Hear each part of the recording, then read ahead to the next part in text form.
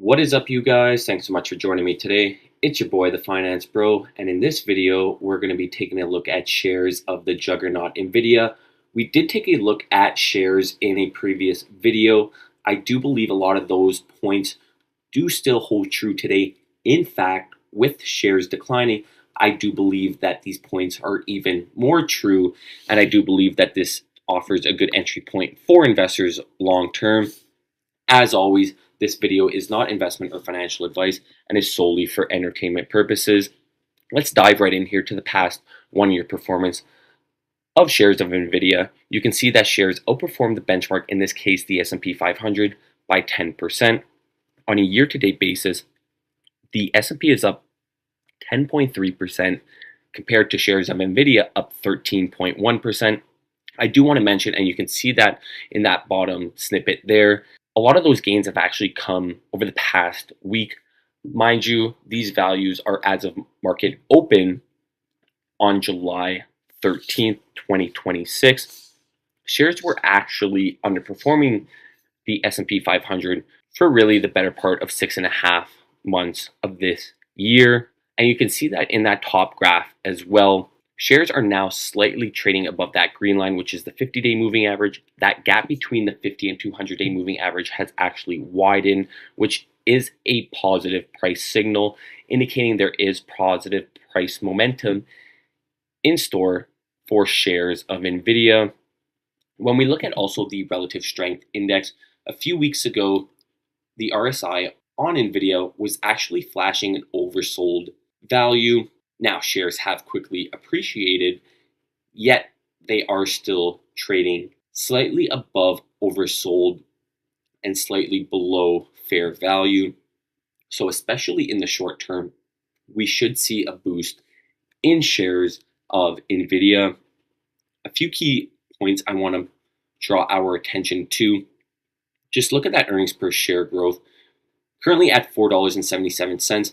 By fiscal year end 2027, you're looking at $12.66 of earnings per share. That is a tripling in just 2 years. Yet when we look at that bar chart there at the bottom of earnings per share, you're looking at sub $2 of EPS in 2021. Fast forward to fiscal year end 2027, that's $12.66. That is exceptional growth for the world's largest company. Now, Nvidia does pay a $1 dividend, which as of July 13th market open, that yield implies a 0.5% annualized dividend. When we look at the past 1 year sales growth of Nvidia, 70.7% is phenomenal for any company. That's startup and small cap level for the world's largest company. To see almost 71% sales growth over the past year is phenomenal. And not only are they seeing that sales and revenue growth, this is one of the most profitable companies in the world. We looked at MasterCard in a previous video, and all the credit card companies from Visa, American Express, even Capital One Financial have very high margins.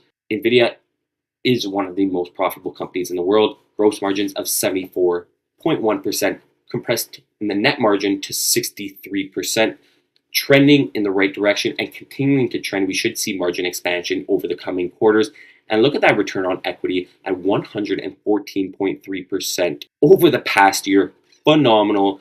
Great allocators of capital management is. And when we look at those fundamentals growing and we see valuation metrics in the top there compressing, in this case to 5-year lows, and we'll touch on this later on in the video, but look at that forward PE at sub 20 and 19.9. Crazy to see such great growth and the market actually not realizing its true intrinsic value. And when we look at that, 57 analysts have a target price on shares of Nvidia of $313.39, implying a 54.55% share price appreciation. The biggest bear on shares of Nvidia has a target price of $180, which does imply shares declining 11.23% from market open on Monday, July 13th, 2026. I do want to mention a few trading sessions ago, I will say maybe a few weeks ago, shares of Nvidia were actually trading not too far off that $180 level. Quite remarkable to see. when we look at that biggest bull, in this case, having a target price of $743.10, implying a 266.46% share price appreciation. That risk reward, I do believe, is warranted. 11.23% downside by the biggest bear, nearly tripling your money on the upside. And when we look at that top graph there, not seeing any sell ratings on shares of Nvidia. That blue line is the actual underlying share price of Nvidia in the market. That dotted line is the 57 analysts who have target prices on the name. You can see really in that April timeframe, target prices were actually increased, yet from that timeframe, shares have actually declined. No analyst has actually decreased their target price on Nvidia.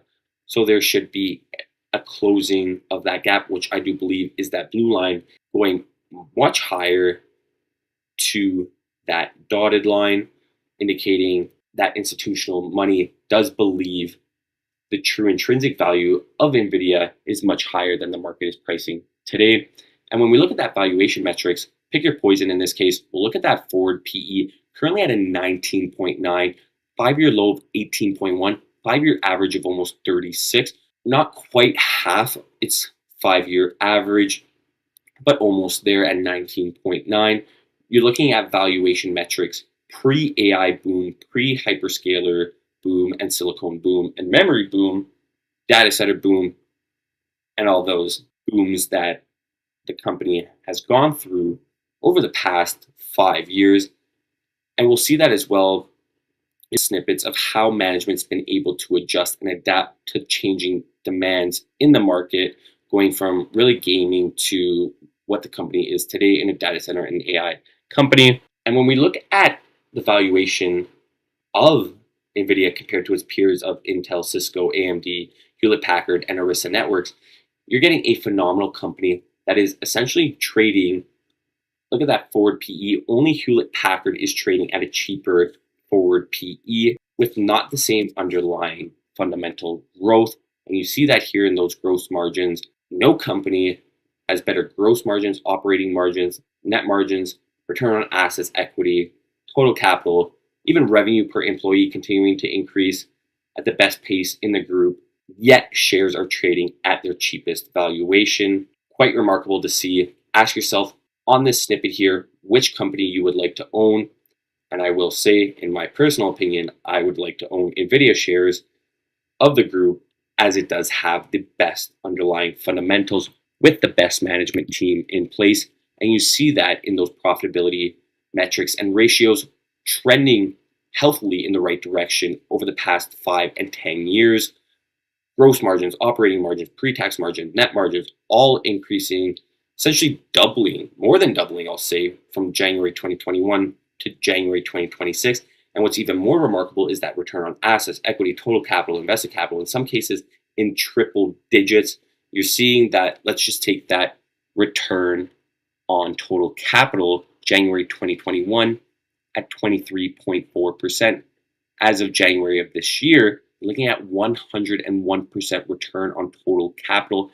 Very prudent and efficient allocators of capital, and seeing great returns over the past 5 years. And we're also seeing that with operational efficiencies as well, with revenue and net income per employee continuing to trend in the right direction and should continue to trend in the right direction in coming quarters. Now, these are phenomenal growth metrics for any company, and this is the world's most valuable company, and rightfully so. Look at those 5 and 10-year compounded annual growth rate numbers. We'll just focus on those 5-year CAGRs. Revenues up almost 67% on a 5-year CAGR. Look at gross income up 71.3% on a 5-year compounded annual growth rate. Net income 5-year CAGR up 208.1%. Even those earnings per share on a recurring and diluted basis, 95.3% on a diluted 5-year compound annual growth rate for earnings per share. Even those 10-year CAGRs of north of 68%, phenomenal growth, and the market has rewarded Nvidia by making it the world's most valuable company, and yet shares are trading at a heavy discount. Should really go to show how much growth there is in the business. And these are just a few different segments that we do like to see these 3-year trends going in the right direction, which we're seeing in those bar charts. And those trends are growing in very high margin businesses and segments, such as the data center, the compute, the hyperscaler, especially the AI cloud business and that professional visualization. And this is what I'm talking about as well. You look at Nvidia, say 7 years ago, gaming made up a much larger portion. As of the most recent quarterly report, gaming only made up 4.4% of sales growth, is trending downward and may continue to trend downward over the coming quarters. I will say there hasn't been a very big release of a blockbuster game for PC, especially over the past year. Now, with Grand Theft Auto 6 coming out on PC in 2027, we should see a boom in the gaming segment. Short-term boom, I will say at that, but still a nice boost to the bottom line in coming quarters. And even that automotive segment really continuing to grow. Nvidia is a key player in the automotive and self-driving space. So I do believe it's important for us to take a look at a few bullish points for Nvidia, along with the technical analysis that we did previously. I'll start with the expanding total addressable market for Nvidia, the introduction of the Vera CPU, and expansion into networking, optimal interconnectivity, and custom AI silicon allows Nvidia to capture more spend per rack than it could with GPUs alone. Management highlights that the AI revolution is entering a new phase, moving from raw compute to building an entire AI factory and physical AI, in this case robotics, which necessitates a broader suite of hardware beyond simple accelerators. In my opinion, Nvidia has the best moat of any company in the world, and that's because developers have built their models and applications on CUDA for years.